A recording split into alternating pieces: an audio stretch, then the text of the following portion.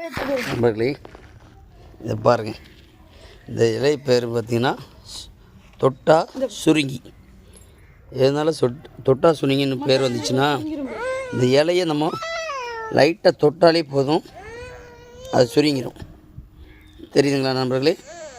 சுருங்கிருச்சு பாருங்கள். இந்த இலையின் பேரை தொட்டா சுருங்கி.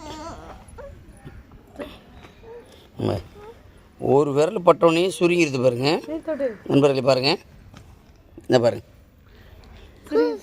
பார்த்தீங்களா? இங்கே பாருங்க, தொட்டோன்னு சுருங்கிறது. இது பேர் தொட்டா சுருங்கி. சுருங்கி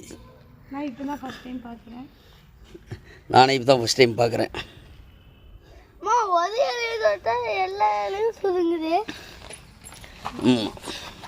இது அதிசய